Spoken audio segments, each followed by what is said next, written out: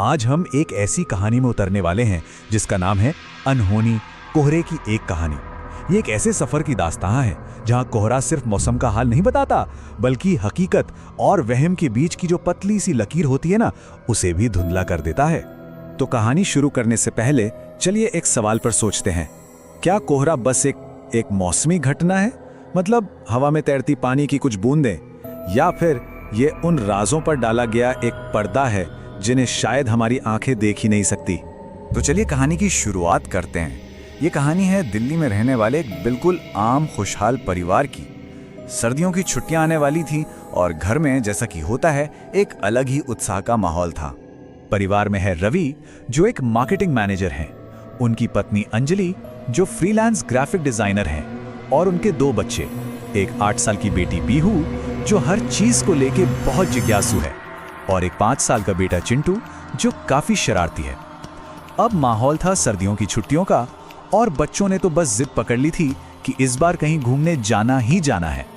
अब दिक्कत ये थी कि रवि अपने ऑफिस के काम में काफी बिजी थे, तो एक बीच का रास्ता निकाला गया। तय हुआ कि अंजलि बच्चों को लेकर रेवाड़ी चली जाएगी, उनके दादा दादी के गांव। दिल्ली से कोई 100 किलोमीटर का ही तो रास्ता था, दिल्ली जयपुर हाईवे पर। दिन के उजाले में तो ये सफर मतलब बिल्कुल आम और एकदम सेफ लगता था। तो रेवाड़ी में छुट्टियां बहुत अच्छी बीती, खूब मौज मस्ती हुई। लेकिन दिल्ली वापस आने से ठीक एक रात पहले बच्चों ने एक ऐसी जिद पकड़ ली जिसने शायद आने वाली उस अनहोनी की नींव रख दी थी। उन्होंने अपनी नानी से कहा कि उन्हें एक डरावनी कहानी सुननी है। अब कहानी में इस पॉइंट को समझना बहुत जरूरी है। देखिए, लिटरेचर में एक चीज होती है जिसे कहते हैं फोरशैडोइंग, मतलब पूर्वाभास। ये वो होता है जब राइटर आपको आने वाले किसी खतरे का एक छोटा सा हिंट पहले ही दे देता है। और यकीन मानिए, नानी की ये कहानी बिल्कुल वही काम करने वाली थी। तो नानी ने कहानी सुनानी शुरू की। एक छोटे से लड़के की कहानी जो एक बहुत घनी कोहरे वाली रात में खो गया था, और वो एक पुराने पीपल के पेड़ के पास अपने पापा को ढूंढ रहा था। धीरे धीरे कमरे का माहौल बदलने लगा। एक अजीब सी बेचैनी हवा में घुलने लगी। लड़का बस एक ही आवाज लगा रहा था, पापा पापा। कहानी में तो ये उस खोए हुए बच्चे की पुकार थी, पर असल में ये आवाज छोटे चिंटू के दिमाग में जाकर अटक गई। एक ऐसा डर जो अनजाने में उसके साथ सफर पर निकलने वाला था। अगली दोपहर परिवार ने दिल्ली के लिए वापसी का सफर शुरू किया। चिंटू अब भी रात वाली कहानी के असर में था, थोड़ा डरा हुआ सा, और बाहर मौसम भी करवट ले रहा था। ठंड बढ़ने लगी थी और आसमान में धुंध छाने लगी थी। और फिर सफर की पहली गड़बड़ हुई। एक जोर का झटका लगा और कार का टायर पंक्चर हो गया। अब सुनसान हाईवे पर अंजलि को रुकना पड़ा। टायर बदलने में काफी कीमती वक्त निकल गया, और देखते ही देखते सूरज भी ढलने लगा। हाईवे पर अंधेरा बढ़ रहा था, और साथ ही अंजलि की चिंता भी। जरा इस सिचुएशन को समझिए। कार के अंदर का माहौल और बाहर का माहौल, दोनों में जमीन आसमान का फर्क था। अंदर हीटर की वजह से गर्मी थी, रेडियो पर हल्का हल्का म्यूजिक चल रहा था, और बच्चे पिछली सीट पर सो रहे थे। एक तरह से सब कुछ नॉर्मल था, लेकिन बाहर हड्डियों को कंपा देने वाली ठंड थी। घना सफेद कोहरा, इतना घना कि विजिबिलिटी घटकर सिर्फ 5 मीटर रह गई थी।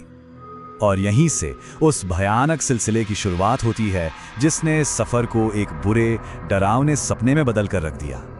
सब कुछ बहुत तेजी से होता है। सबसे पहले सड़क के ठीक बीच में एक टूटी फूटी बिना सीट वाली साइकिल नजर आती है। अंजलि बड़ी मुश्किल से कार को बचाकर आगे निकलती है, लेकिन कुछ ही पल बाद वो हैरान रह जाती है। वही बिना सीट वाली साइकिल अब सड़क के किनारे खड़ी है। इससे पहले कि वो कुछ समझ पाती, कार की हेडलाइट्स में एक बहुत लंबी अजीब सी सिलुएट, एक परछाई दिखती है, फटे कंबल में लिपटी हुई, और पलक झपकते ही गायब। अब बच्चे भी जाग चुके थे और डरे हुए थे। और फिर पैसेंजर साइड की खिड़की पर एक बड़ा अजीब सा हाथ का निशान बन जाता है। मगर सबसे ज्यादा डरावनी बात यह नहीं थी। सबसे खौफनाक बात यह थी कि वो हाथ का निशान शीशे के बाहर की तरफ नहीं था, वो निशान अंदर से बना था। और इस एक सच ने कार के अंदर सुरक्षित होने के हर वहम को, हर एहसास को चकनाचूर कर दिया। और मानो इतना खौफ काफी न हो कि अचानक कार का रेडियो जो बंद था वो अपने आप तेज आवाज में बजने लगता है। कोई गाना नहीं, बस एक कर्कश फटी हुई आवाज जो एक ही बात चिल्ला रही थी, इस कोहरे में कोई नहीं बचेगा। पूरी तरह दहशत में डूबी अंजलि को घने कोहरे में से 2 तेज हेडलाइट्स सीधे अपनी तरफ आती दिखती हैं। उनसे बचने की एक आखिरी कोशिश में वो जोर से स्टीयरिंग घुमाती है, कार सड़क से उतरती है और एक पेड़ से जा टकराती है। और फिर चारों तरफ बस खामोशी। जब होश आता है तो परिवार खुद को एक अस्पताल में पाता है। एक्सीडेंट से रिकवर कर रहे थे, लेकिन कहानी अभी खत्म नहीं हुई थी। अस्पताल में पुलिस रवि से बात करती है और उनकी रिपोर्ट एक और भी ज्यादा चौंकाने वाली हकीकत सामने रखती है। पुलिस के मुताबिक उस सड़क पर एक्सीडेंट के वक्त कोई दूसरी गाड़ी, कोई ट्रक था ही नहीं, कोई सबूत नहीं था। मतलब अंजलि ने कार खुद ही पेड़ से टकराई थी। अब ये सच अंजलि ने जो कुछ भी देखा था उस पर एक बहुत बड़ा सवाल खड़ा कर देता है। तो आखिर में हमारे पास सिर्फ कुछ अनसुलझे सवाल बचते हैं।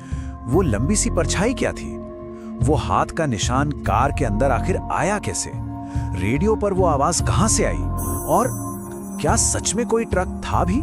इन सवालों का कोई लॉजिकल जवाब नहीं है। ये कहानी हमें एक बहुत गहरे ख्याल के साथ छोड़ जाती है कि शायद कभी-कभी कोहरा सिर्फ पानी की बूंदों का जमावड़ा नहीं होता, बल्कि ये एक पर्दा होता है जो उन रहस्यों को छुपाता है, जो हमारी इंसानी समझ से, हमारी सोच से बहुत परे हैं। तो बस यही सवाल है कि अगली बार जब हम किसी घने कोहरे को देखेंगे तो क्या वो हमारे लिए सिर्फ एक मौसम होगा, या हम ये सोचने पर मजबूर हो जाएंगे कि उस सफेद चादर के पीछे आखिर कौन सा राज छिपा है।